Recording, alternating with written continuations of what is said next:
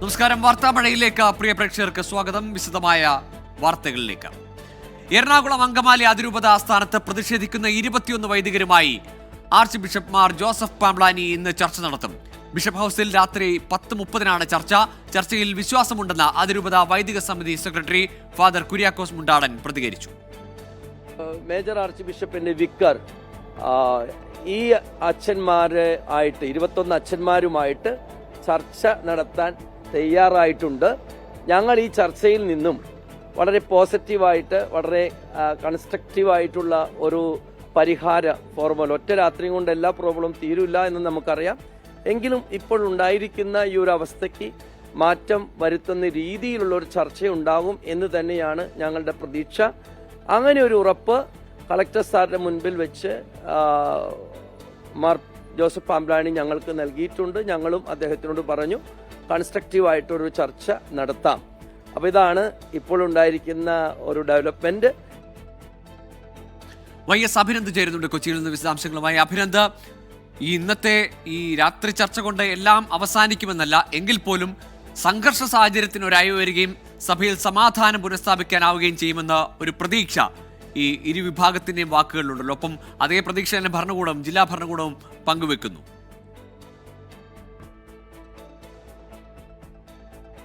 ഗോകുൽ, തീർച്ചയായിട്ടും സിറോ മലബാർ സഭ എറണാകുളം അങ്കമാലി അതിരൂപത കുർബാന തർക്കം ഒരു മഞ്ഞുരുക്കത്തിലേക്ക് പോകുന്നു എന്നുള്ള രീതിയിലുള്ള പ്രതികരണങ്ങളാണ് കളക്ടറുടെ നേതൃത്വത്തിലുള്ള ചർച്ചയ്ക്ക് ശേഷം അതിരൂപത സംരക്ഷണ സമിതിയുടെ സെക്രട്ടറിയുള്ള ഫാദർ കുര്യാക്കോസ് മുണ്ടാടൻ പറഞ്ഞത്.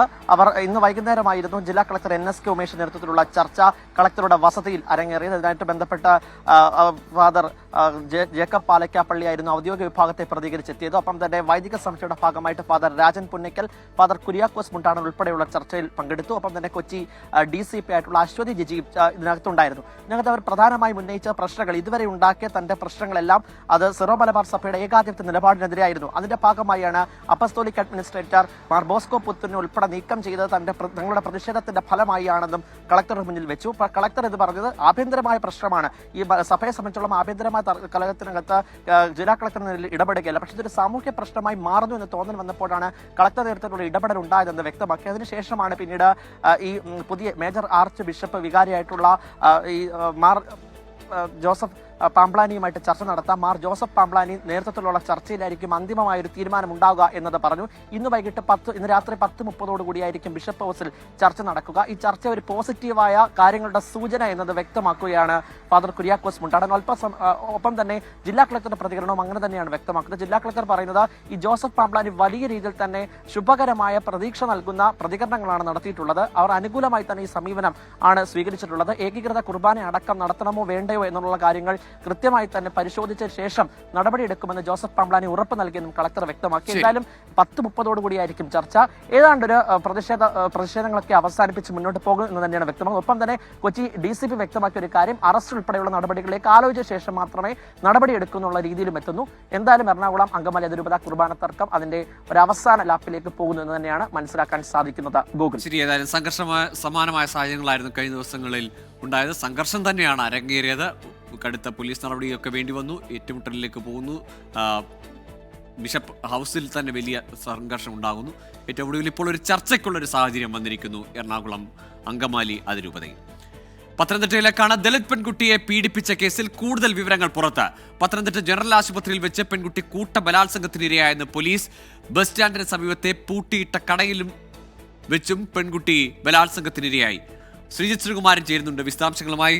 ശ്രീജിത്ത്, ഓരോ മണിക്കൂറിലും ഈ കേസുമായി ബന്ധപ്പെട്ട് അല്ലെങ്കിൽ ഈ സംഭവവുമായി ബന്ധപ്പെട്ട് അല്ലെങ്കിൽ പെൺകുട്ടി അനുഭവിച്ച ദുരവസ്ഥയുമായി ബന്ധപ്പെട്ട് പുറത്തു വരുന്നത് കൂടുതൽ നടുക്കുന്ന വിവരങ്ങളാണ്. ഇപ്പോൾ ഈ വരുന്ന വിവരങ്ങൾ അത് പ്രതികളെ ചോദ്യം ചെയ്ത ഘട്ടത്തിൽ അല്ലെങ്കിൽ കസ്റ്റഡിയിലുള്ളവരെ ചോദ്യം ചെയ്തപ്പോൾ വെളിവായതാണോ? നൽകിയ മൊഴികൾ ആണ് ഇത്. അതിനനുസരിച്ചാണ് പ്രതികളെ ചോദ്യം ചെയ്യുന്നതും അതിനനുസരിച്ചാണ് കേസെടുക്കുന്നതും. എന്തായാലും പത്തനംതിട്ട ജനറൽ ആശുപത്രി പരിസരത്ത് വെച്ച് ഇത്തരത്തിൽ പീഡനത്തിനിരയായി എന്ന് നേരത്തെ വിവരം ലഭിച്ചിരുന്നത്. പത്തനംതിട്ട ജനറൽ ആശുപത്രിയുടെ കെട്ടിടത്തിനകത്ത് അല്ലെങ്കിൽ ആ ഒരു ഒഴിഞ്ഞ പ്രദേശത്താണ് എന്നാണ് ഇപ്പോൾ ഏറ്റവും ഒടുവിൽ നമ്മൾ മനസ്സിലാക്കുന്നത്. അങ്ങനെയാണ് FIR ഉള്ളത്. 4 പേരാണ് പ്രതികൾ കൂട്ടബലാത്സംഗത്തിനിരയായി എന്നാണ് പറയുന്നത്. ഈ 2024 ജനുവരി മാസത്തിലാണ് ഈ ബലാത്സംഗം നടന്നത്. കൂട്ടബലാത്സംഗം നടന്ന് പെൺകുട്ടി പീഡനത്തിന് ഇരയായതെന്ന് എഫ്ഐആറിൽ പറയുന്നു. ഇൻസ്റ്റാഗ്രാം വഴി പരിചയപ്പെട്ട സുഹൃത്തുക്കളാണ് ഇത്തരത്തിൽ ബലാത്സംഗത്തിന് ഇരയാക്കിയതെന്നും ഈ എഫ്ഐആറിൽ പറയുന്നുണ്ട്. ഇത് കൂടാതെ പത്തനംതിട്ട പ്രൈവറ്റ് ബസ് സ്റ്റാൻഡിലായിരുന്നു സ്ഥിരമായി മിക്ക പ്രതികളും പെൺകുട്ടിയുമായി കൂടിക്കാഴ്ച നടത്തിയിരുന്നത്. ഇവിടെ നിന്ന് കാറിൽ കൊണ്ടുപോയി പലയിടങ്ങളിലും വെച്ച് പീഡിപ്പിച്ചു എന്ന് പറയുന്നുണ്ട്. പത്തനംതിട്ട ബസ് സ്റ്റാൻഡിൽ നിന്ന് കാറിൽ കൊണ്ടുപോയി തൊട്ടടുത്ത ഒരു പൂട്ടിയിട്ട കടയുടെ പരിസരത്ത് വെച്ച് ബലാത്സംഗം ചെയ്തു എന്ന തരത്തിലും എഫ്ഐആർ ഉണ്ട്. എന്തായാലും ഇപ്പോൾ 28 പ്രതികളുടെ അറസ്റ്റ് രേഖപ്പെടുത്തിയിട്ടുണ്ട്. കഴിഞ്ഞ ഏറ്റവും ആദ്യം അറസ്റ്റിലായത് 5 പ്രതികളാണ്. അതിനുശേഷമാണ് പിന്നീട് തുടരെ അറസ്റ്റ് പോലീസ് നടത്തിക്കൊണ്ടിരിക്കുന്നത്. എന്നാലും 28 പ്രതികൾ അറസ്റ്റിലായിട്ടുണ്ട്. ഇതിൽ 2 പേർ ജുവനൈലാണ്. മറ്റ് ആളുകളുടെ കൂടുതൽ അറസ്റ്റ് ഉണ്ടാകുമെന്നാണ് ജില്ലാ പോലീസ് മേധാവി അറിയിക്കുന്നത്. എന്തായാലും കേസിൽ ചോദ്യം ചെയ്യൽ തുടരുന്നുണ്ട്. രാത്രി വൈകിയും നിരവധി ആളുകളെ കസ്റ്റഡിയിലെടുത്തും എടുക്കാതെയും ഒക്കെ ചോദ്യം ചെയ്യൽ തുടരുകയാണ്. ഗോകുൽ. ശരി ശ്രീജിത്ത്, ഏതായാലും ഞെട്ടിക്കുന്ന വിവരങ്ങളാണ് ഈ പെൺകുട്ടിയുടെ വെളിപ്പെടുത്തൽ, ഒപ്പം ഈ അന്വേഷണത്തിൽ പുറത്തു വരുന്നത്. അതും പൊതുവിടങ്ങളിലൊക്കെ വെച്ചും ഈ പെൺകുട്ടി ബലാത്സംഗം ചെയ്യപ്പെട്ടതും കൂട്ടബലാത്സംഗത്തിനിരയായി എന്നത് നടക്കുകയാണ്. അല്ലെങ്കിൽ അവിടെയൊക്കെ എങ്ങനെ ഈ സാഹചര്യം ഒരുങ്ങി എന്നതും ഇനിയും അന്വേഷിക്കപ്പെടേണ്ട കാര്യങ്ങളാണ്.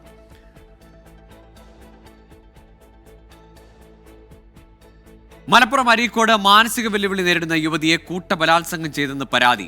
നാട്ടുകാരും അകന്ന ബന്ധുക്കളും ഉൾപ്പെടെ യുവതിയെ ഭീഷണിപ്പെടുത്തി വിവിധയിടങ്ങളിൽ എത്തിച്ച് പീഡിപ്പിച്ചെന്ന് പോലീസ് പറയുന്നു.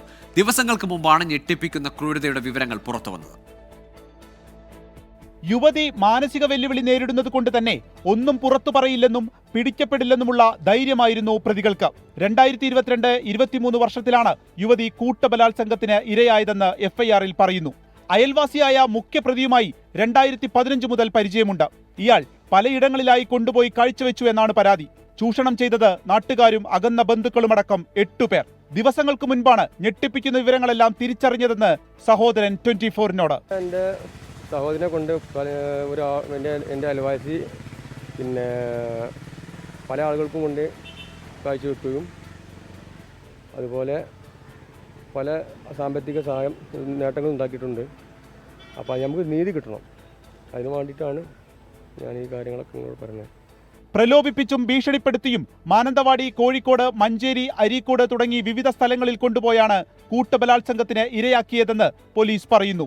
ഒരു പ്രതി യുവതിയുടെ 15 പവൻ സ്വർണവും 40,000 രൂപയും കവർന്നു. 38-കാരിയായ യുവതിയുടെ രഹസ്യമൊഴി രേഖപ്പെടുത്തി. നിലവിൽ ഇവർ ചികിത്സയിലാണ്. കൊണ്ടോട്ടി ഡിവൈഎസ്പിക്കാണ് അന്വേഷണ ചുമതല. നിലവിൽ ആരെയും അറസ്റ്റ് ചെയ്തിട്ടില്ല. അന്വേഷണം നടക്കുന്നുവെന്ന് പോലീസ്. 24 മലപ്പുറം. നിർണായക പ്രഖ്യാപനം നടത്താൻ PV അൻവർ നാളെ മാധ്യമങ്ങളെ കാണും. MLA സ്ഥാനം രാജിവെക്കാനാണ് വാർത്താ സമ്മേളനമെന്നാണ് സൂചന. ഫേസ്ബുക്കിലൂടെയാണ് PV അൻവർ ഇക്കാര്യം അറിയിച്ചത്. നാളെ രാവിലെ 9 മണിക്ക് സ്പീക്കറെയും PV അൻവർ കാണും. വിപിൻ സി വിജയൻ ചേരുന്നു വിശദാംശങ്ങളുമായി. വിപിൻ, നേരത്തെ ഈ മാധ്യമങ്ങളെ കാണുമെന്ന് മാത്രമാണ് പറഞ്ഞത്, അതും 9:30. ഇപ്പോൾ സ്പീക്കറെ കാണും, അത് 9 മണിക്ക്. അപ്പോൾ അവിടെ അതൊരു രാജി സാധ്യത അത് കൂടുതൽ തെളിയുകയാണല്ലോ. അതേ ഗോകുൽ, രാജിവെക്കുമെന്നുള്ളതിൽ കൂടുതൽ വ്യക്തത വരികയാണ്. അദ്ദേഹം നാളെ 9 മണിക്ക് സ്പീക്കറെ കാണും, കത്ത് നൽകും. ഇതാണ് ഇപ്പോൾ ലഭിക്കുന്ന ഒരു വിവരമുള്ളത്. അതിനുശേഷമായിരിക്കും ഈ വാർത്താ സമ്മേളനം ഉണ്ടാവുക. ഞാൻ PV അൻവറുമായി സംസാരിച്ചിരുന്നു. അദ്ദേഹം കൊൽക്കത്തയിൽ നിന്ന് തിരുവനന്തപുരത്തേക്ക് വന്നുകൊണ്ടിരിക്കുകയാണെന്നാണ് പറഞ്ഞത്. ഒപ്പം തന്നെ മമതാ ബാനർജിയുമായി സംസാരിച്ചു. ചില ഉറപ്പുകളൊക്കെ ഉണ്ട്. ഒപ്പം തന്നെ നാളെ നമുക്ക് കാണാം എന്നുള്ളതാണ് അദ്ദേഹം പറഞ്ഞിരിക്കുന്നത്. എന്നാൽ ഈ രാജി ഉണ്ടോ എന്ന ചോദ്യത്തിന് അത് അദ്ദേഹം തള്ളുന്നില്ല. നാളെ തന്നെ കാണാം എന്നുള്ളത് മാത്രമാണ് പറയുന്നത്. നാളെ 9:30 ഒരു നിർണായക തീരുമാനം ഉണ്ടാകും എന്നുള്ളതും അദ്ദേഹം പറഞ്ഞിട്ടുണ്ട്. അപ്പോൾ മമതാ ബാനർജിയുമായിട്ടൊക്കെയുള്ള കൂടിക്കാഴ്ചയിൽ കിട്ടിയ ഒരു ഉറപ്പ്, ഈ MLA സ്ഥാനം രാജിവെച്ചാലും അത് ഒരു വഴിയാധാരമാകില്ല, കൈവിടില്ല എന്നുള്ളതാണ്. അതായത് ഇനി വരുന്ന ഒരു രാജ്യസഭാ സീറ്റുണ്ട് തൃണമൂൽ കോൺഗ്രസിൻ്റേത്. അപ്പോൾ അതിലേക്ക് പരിഗണിക്കുമെന്നടക്കമുള്ള ഒരു ഉറപ്പ് ലഭിച്ചിട്ടുണ്ടെന്നാണ് അറിയുന്നത്. ഈ അംഗത്വം എടുക്കാതെയുള്ള സംസ്ഥാന കോർഡിനേറ്റർ പദവിയിൽ നിൽക്കുക എന്നുള്ളത് അത് എത്രത്തോളം പ്രായോഗികമാകുമെന്നുള്ളൊരു ചോദ്യമൊക്കെ തൃണമൂൽ കോൺഗ്രസിൻ്റെ ഭാഗത്തുനിന്നുണ്ടായി എന്നുള്ളത് കൂടിയാണ്. അപ്പോൾ അംഗത്വം എടുത്തുകൊണ്ട് തന്നെ തൃണമൂൽ കോൺഗ്രസിൻ്റെ സംസ്ഥാന കോർഡിനേറ്ററായി ആ പാർട്ടിയെ വിപുലീകരിക്കുക എന്നുള്ള ഒരു ദൗത്യം PV അൻവറിനെ ഏൽപ്പിക്കുക എന്നുള്ളതാണ് ഇപ്പോൾ അവർ ലക്ഷ്യമിടുന്നത്. അതിൻ്റെ ഭാഗമായി ഇനി വരുന്ന ദിവസങ്ങളിലൊക്കെ തൃണമൂൽ കോൺഗ്രസിൻ്റെ MP-മാർ ഉൾപ്പെടെയുള്ളവർ കേരളത്തിൽ വരികയും അവർ ആ ഒരു വിവിധ വേദികൾ പങ്കെടുക്കുകയും ഒക്കെ ചെയ്യും. അത്തരത്തിൽ ഇവിടെ സജീവമായി പാർട്ടി പ്രവർത്തനത്തിലേക്ക് ആവുക എന്നുള്ളതാണ് ഉദ്ദേശിക്കുന്നത്. കാരണം തൃണമൂൽ കോൺഗ്രസിന് ഇവിടെ ആദ്യം ഒരു സംഘടനയൊക്കെ ഉണ്ടായിരുന്നു എന്നുണ്ടെങ്കിലും അതൊക്കെ തണുത്തു പോവുകയും പിന്നീട് അത് പിരിച്ചുവിടുകയും ചെയ്യുന്ന സാഹചര്യങ്ങളൊക്കെ ഉണ്ടായിരുന്നു. അപ്പോൾ അത് വീണ്ടും പുനരുജ്ജീവിപ്പിക്കുക PV അൻവറിലൂടെ എന്നുള്ളതാണ് ആ പാർട്ടി തൃണമൂൽ കോൺഗ്രസ് ലക്ഷ്യമിടുന്നത്. പി വി അൻവർ ആകട്ടെ ഇപ്പോൾ കിട്ടുന്ന ഒരു രാഷ്ട്രീയമായിട്ടുള്ള ഉയർത്തെഴുന്നേൽപ്പ് ലക്ഷ്യമിടുന്നു. MLA ആയിട്ട് നിൽക്കുന്നതിനേക്കാൾ കൂടുതൽ സജീവമായി തൃണമൂൽ കോൺഗ്രസിന്റെ ഒപ്പം നിൽക്കുക, പറയാൻ ഉദ്ദേശിക്കുന്ന കാര്യങ്ങൾ കുറച്ചുകൂടി ഒരു ദേശീയ പാർട്ടിയുടെ സഹായത്തോടു കൂടി പറയുക എന്നുള്ളതാണ് ലക്ഷ്യമിടുന്നത്. അങ്ങനെയാണെങ്കിൽ ഇതിലുണ്ടാകാൻ പോകുന്ന ഏറ്റവും രാഷ്ട്രീയമായിട്ടുള്ള സങ്കീർണത നിലമ്പൂരിൽ ഉപതെരഞ്ഞെടുപ്പ് വരും. അങ്ങനെ ഉപതെരഞ്ഞെടുപ്പ് വരികയാണെങ്കിൽ UDF-നെ സംബന്ധിച്ച് അത് തൃണമൂൽ കോൺഗ്രസിന്റെ ഒപ്പം നിൽക്കുക എന്നുള്ളത് സാധിക്കുന്ന കാര്യമല്ല എന്നുള്ളത് ഇപ്പോൾ കെ മുരളീധരൻ പറഞ്ഞിരിക്കുന്നു.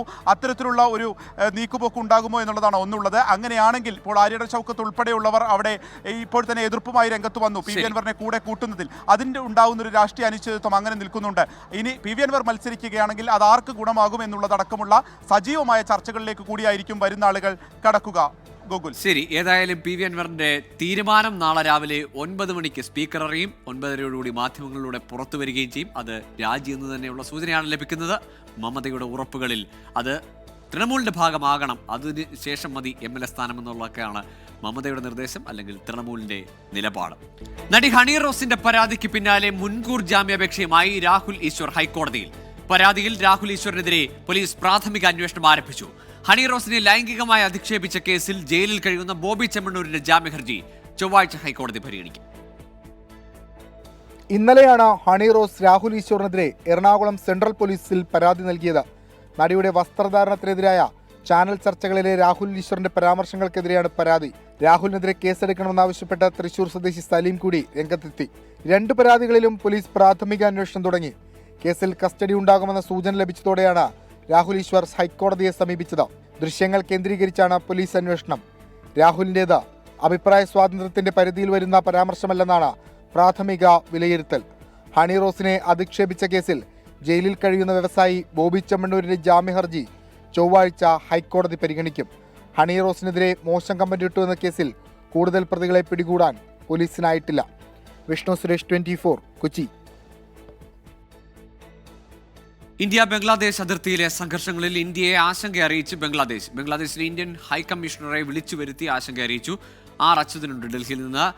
അച്യുതൻ, കഴിഞ്ഞ കാലങ്ങളിൽ ഇന്ത്യ ബംഗ്ലാദേശ് ബന്ധം, അല്ലെങ്കിൽ ബംഗ്ലാദേശിൽ ഇന്ത്യക്കാരുടെ സാഹചര്യം ഒക്കെ കുറച്ച് പ്രശ്നങ്ങളാണ്.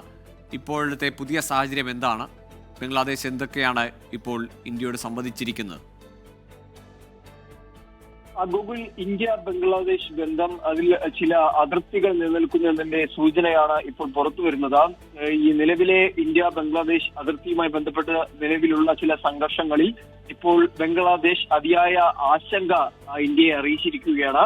ഇന്ത്യൻ ഹൈക്കമ്മീഷണർ, ബംഗ്ലാദേശിലുള്ള ഇന്ത്യൻ ഹൈക്കമ്മീഷണറെ വിളിച്ചു വരുത്തിയാണ് ബംഗ്ലാദേശ് വിദേശകാര്യ സെക്രട്ടറി ഈ ആശങ്ക അറിയിച്ചിരിക്കുന്നത്. അതിൽ നിലവിൽ ഈ ബംഗ്ലാദേശ് ഇന്ത്യൻ അതിർത്തിയിൽ നിലവിൽ നിർമ്മിച്ചുകൊണ്ടിരിക്കുന്ന ഒരു ഫെൻസിംഗ് ഉണ്ട്. അതിനടക്കം ഉള്ള കാര്യങ്ങളിൽ ഇപ്പോൾ ബംഗ്ലാദേശ് ആശങ്ക അറിയിച്ചിട്ടുണ്ട്. മാത്രമല്ല, സമീപകാല ദിവസങ്ങളിലെ BSF-ന്റെ ചില പ്രവർത്തികളിൽ കൂടി ഇപ്പോൾ ബംഗ്ലാദേശ് അതിയായ ആശങ്ക അറിയിച്ചിരിക്കുകയാണ്. എന്തായാലും ചർച്ചകളിലൂടെ ഇത് പരിഹരിക്കപ്പെടണം എന്നൊരു ആവശ്യം കൂടി മുന്നോട്ട് വച്ചിട്ടുണ്ട്. അത്തരത്തിലേക്ക് ഒരു അഭ്യർത്ഥന കൂടി ഇപ്പോൾ ബംഗ്ലാദേശ് നടത്തിയിരിക്കുകയാണ്. ശരി, അച്യുതനാണ് ഡൽഹിയിൽ നിന്ന് വിവരങ്ങൾ നൽകിയത്. തൃശൂർ പീച്ചി ഡാമിലെ റിസർവോയറിൽ വീണ 4 കുട്ടികളിൽ 3 കുട്ടികളുടെ നില ഗുരുതരമായി തുടരുന്നു. തൃശൂർ മെഡിക്കൽ കോളേജിൽ നിന്ന് വിദഗ്ധ ഡോക്ടർമാരെ കൂടി ചികിത്സാ സംഘത്തിൽ ഉൾപ്പെടുത്താനാണ് തീരുമാനം. പരിക്കേറ്റ കുട്ടികളെ ക്രിട്ടിക്കൽ കെയർ യൂണിറ്റിലേക്ക് മാറ്റി. സുഹൃത്തിന്റെ വീട്ടിൽ തിരുനാൾ ആഘോഷത്തിന് വന്നവരാണ് അപകടത്തിൽപ്പെട്ടത്. പാറയിൽ കാൽവഴുതി വീണെന്നാണ് നിഗമനം. പട്ടിക്കാട് സ്വദേശികളായ an grace, Aleena, Erin, Peechi സ്വദേശി നിമ എന്നിവരാണ് അപകടത്തിൽപ്പെട്ടത്. ഇതിൽ നിമയൊഴികെയുള്ള കുട്ടികളാണ് ഗുരുതരാവസ്ഥയിൽ ആശുപത്രിയിൽ തുടരുന്നത്. പീച്ചി ഡാം റിസർവോയർ കാണാൻ വന്ന കുട്ടികളാണ് അപകടത്തിൽപ്പെട്ടത്. 2 പേർ പാറയിൽ കാൽവഴുതി വീഴുകയായിരുന്നു. രക്ഷിക്കാനിറങ്ങിയ മറ്റു 2 പേരും വെള്ളത്തിലേക്ക് വീണു. അപകട മേഖലയിലാണ് പെൺകുട്ടികൾ വീണത്. ചികിത്സയുമായി ബന്ധപ്പെട്ടൊരു പ്രയാസവും പ്രതിസന്ധിയും ഉണ്ടാകില്ല. എന്നാലും നമ്മൾ മനസ്സിലാക്കേണ്ടത് 3 പേർക്ക് നിങ്ങളെല്ലാവരും പറഞ്ഞതുപോലെ ചെറിയ ഗുരുതരാവസ്ഥയിൽ തന്നെയാണ്. എന്നാൽ വലിയ പ്രതീക്ഷയിലാണ് നമ്മളെല്ലാവരും ഉള്ളത്. 3 പേരുടെയും ആരോഗ്യസ്ഥിതിയിൽ നേരിയ പുരോഗതിയെന്ന് ജൂബിലി മിഷൻ അധികൃതർ അറിയിച്ചിട്ടുണ്ട്. 24 തൃശൂർ. നാടിനെ ഭീതിയിലാക്കിയ കടുവയെ പിടികൂടാൻ വയനാട് പുൽപ്പള്ളി അമരക്കുനിയിൽ രാപ്പകൽ തിരച്ചിലിനായി കുങ്കിയാനകളെ എത്തിച്ചു. കോന്നി സുരേന്ദ്രനെയും വിക്രമിനെയും അമരക്കുനിയിൽ എത്തിച്ചു. പ്രദേശത്ത് കടുവ സാന്നിധ്യം ഉറപ്പായതോടെ 3ാമത്തെ കൂടും സ്ഥാപിച്ചു. Chief forest veterinary officer doctor Arun Zachariah ഇന്ന് രാവിലെ എത്തി. വനംവകുപ്പ് ഉദ്യോഗസ്ഥർ 3 സംഘങ്ങളായി തിരിഞ്ഞ് അമരക്കുനി അരിച്ചുപെറുക്കി. കവലയിലെ കാട് പിടിച്ചു കിടക്കുന്ന പറമ്പിൽ കടുവ സാന്നിധ്യത്തിന്റെ സൂചനകൾ നൽകുന്ന കാഷ്ടം അടക്കമുള്ള അവശിഷ്ടങ്ങൾ കിട്ടി. ഇവിടെ 3ാമത്തെ കൂട് സ്ഥാപിച്ചു. നേരത്തെ 2 ആടുകളെ കൊന്നിട്ട സ്ഥലത്ത് സ്ഥാപിച്ച കൂടുകളും സ്ഥാനം മാറ്റി. ഒപ്പം ക്യാമറ ട്രാപ്പുകളും നിരീക്ഷണ ക്യാമറകളും. വിക്രം, സുരേന്ദ്രൻ തുടങ്ങിയ കുങ്കിയാനകൾ അമരക്കുനിയിലേക്കെത്തി. നാളെ രാവിലെ തെരച്ചിലിന് ഇവയെ ഉപയോഗിക്കും. കുങ്കി പെട്രോളിംഗ് നാളെ ആരംഭിക്കുന്നതാണ്. അതുകൂടാതെ തെർമൽ ഡ്രോൺ ഉപയോഗിച്ചിട്ടുള്ള പരിശോധനയും നമ്മൾ രാത്രികാലത്ത് നടത്തുന്നതാണ്. കുറ്റിക്കാടുകളും കാപ്പിത്തോട്ടങ്ങളും നിറഞ്ഞതാണ് അമരക്കുനി. കടുവ ഇറങ്ങിയതോടെ കാപ്പി പറിക്കുന്നതുൾപ്പെടെയുള്ള ജോലികൾ നിർത്തിവച്ചിരിക്കുകയാണ് നാട്ടുകാർ. വനം വകുപ്പിന്റെ ദൗത്യം വിജയിച്ചാൽ മാത്രമേ ഇവർക്ക് സ്വസ്ഥമായ ജീവിതം വീണ്ടെടുക്കാൻ കഴിയൂ. കടുവ അവസാനം ക്യാമറ ട്രാപ്പിൽ കുടുങ്ങിയത് 2 ദിവസം മുമ്പാണ്. ഇന്ന് നൈറ്റ് പട്രോളിംഗും തെർമൽ ഡ്രോൺ നിരീക്ഷണവും തുടരും. 3 കൂടുകളിൽ ഒന്നിൽ കടുവ വീഴുമെന്നാണ് വനം വകുപ്പിന്റെ പ്രതീക്ഷ. ഒപ്പം നാട്ടുകാരുടെയും. അമരക്കുനിയിൽ നിന്ന് സുർജിത് അയ്യപ്പത്ത്, 24. ഇടുക്കി ഉപ്പുകുന്നിലും പാലക്കാട് കല്ലടിക്കോടും കാട്ടുപന്നി ആക്രമണം. ഉപ്പുകുന്നിൽ ആക്രമണത്തിൽ ആദിവാസി യുവാവിന് ഗുരുതരമായി പരിക്കേറ്റു. കല്ലടിക്കോട് സ്കൂട്ടർ യാത്രക്കാരിയെ കാട്ടുപന്നി ഇടിച്ചു തെറിപ്പിച്ചു. ഇതിനിടെ തൃശൂർ അതിരപ്പള്ളിയിൽ കാട്ടാനയായ കബാലി കാർ ആക്രമിച്ചു.